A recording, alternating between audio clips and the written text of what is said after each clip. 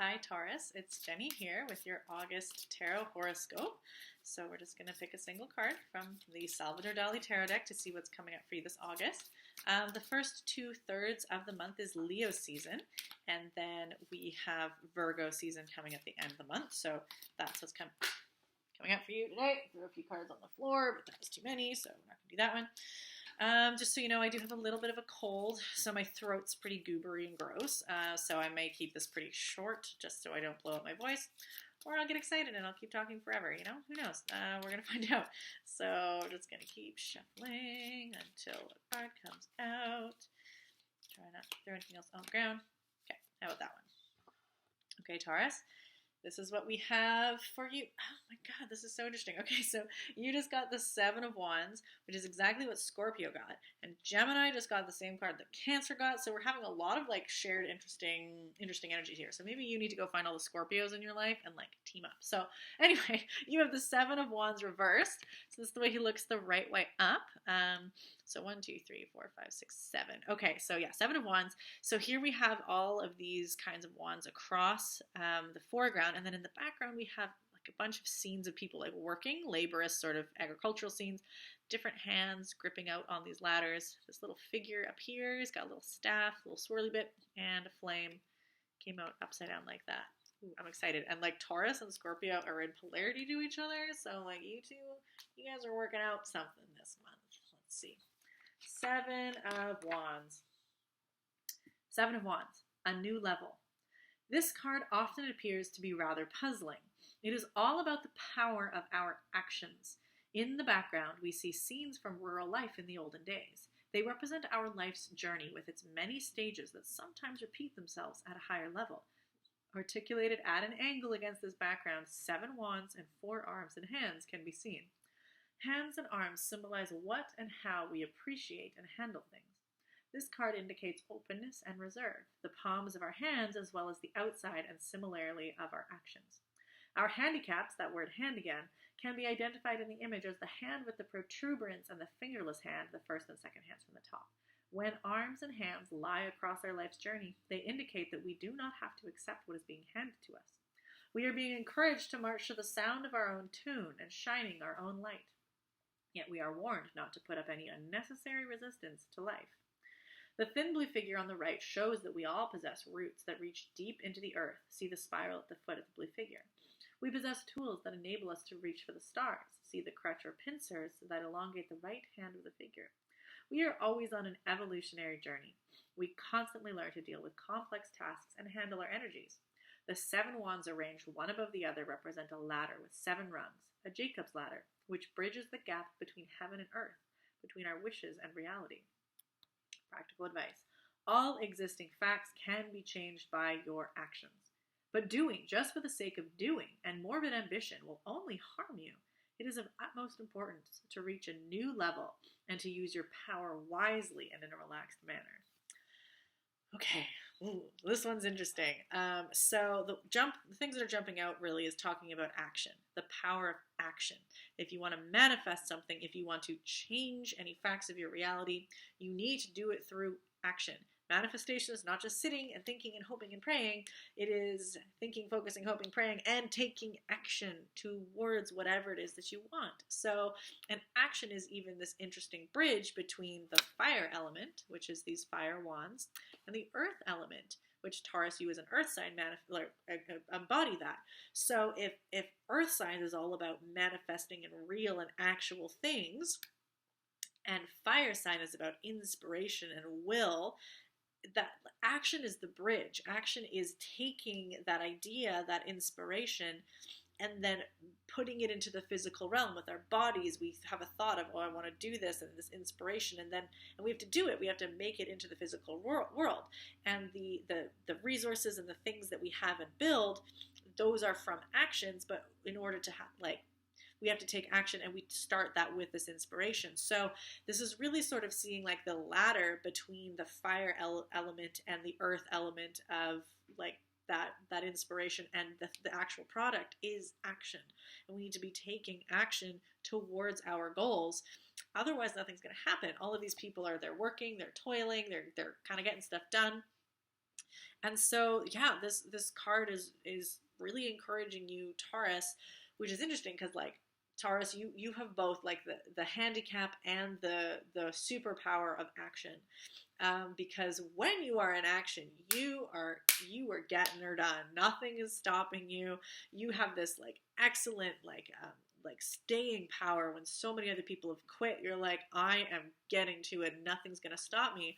But when you're not in action, can be really hard to get you to be in action. Like this inertia, this whole idea of an object in motion stays in motion, or an object at rest stays at rest. You like embody that to a T. When you're going, you're not stopping. When you're not going, you're not going, and nothing is moving you. So you really need to see like, what are your goals? What is it that you really want to get to this next level in your life? And if that level requires rest, then that is actually an action. Rest can be an action. It's a chosen activity that involves rest and recuperation and health. So you can still be in action even if you're resting, in that kind of like energetic sense of action moving towards something. So rest can be an action, but rest can also be stagnation. It can just be, I haven't decided. I don't want to start. I'm too nervous. I'm too tired. Like, there's so many ways in which an act itself is neutral. Action can be helpful if it's moving you towards your goal. Action can be detrimental if it's just blowing out your energy for no reason. Rest can be helpful if it's building your energy and reserves to then go into action for your goals, or rest can just be stagnation and sitting around not getting things done. So you're really kind of challenged to look at your life right now and see, Taurus, what action are you taking? Is your rest part of your process of manifestation, or do you need to get off your ass and do what you're trying to do? Is your action something that is, if you are actively building on something, is that still in alignment and climbing the ladder to what it is that you want? Or is that an old project that you're just like, I need to feel useful, I need to feel busy, I'm just working because I was told to, and it's totally not what you want to do. It's totally not helping. It's not actually doing anything useful, but you're like, I'm working, I'm doing real good.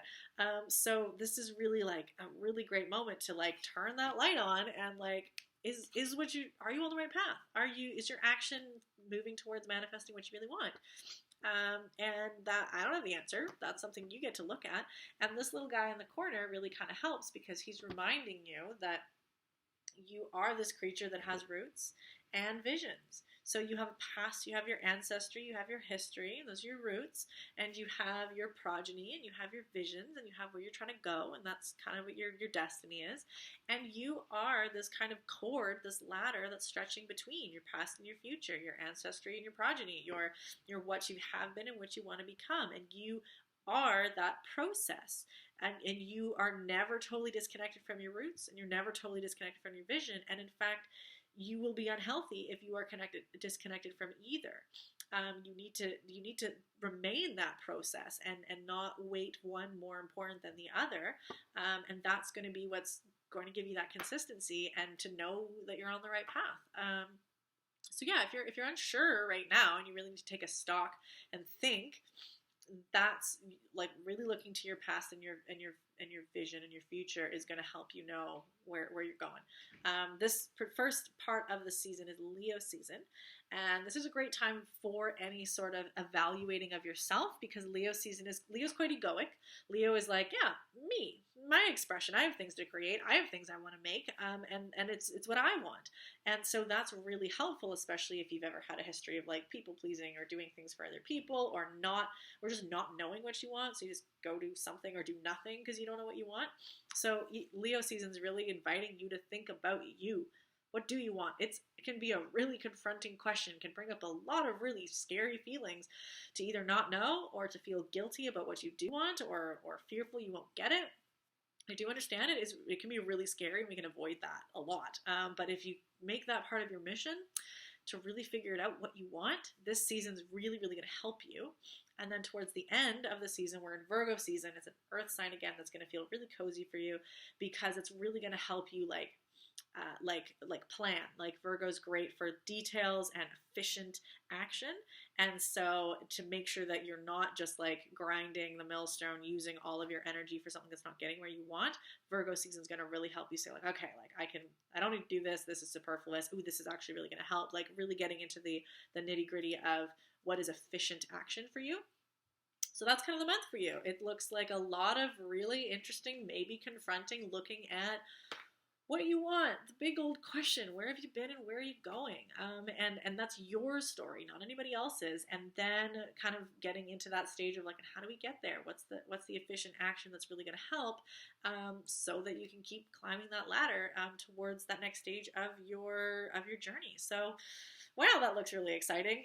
Do hook up with, or do check out some of the Scorpios in your life, because you guys are on a very similar path. And as an astrology geek moment, which I'm not going to explain here, but you might want to take a look at some of my other videos on, actually, yeah, go check out my Leo season workshop. It's a pay what you can workshop on my YouTube channel. It's got a lot more info on transits, astrology transits that are happening in Leo season. That'll give you a big boost.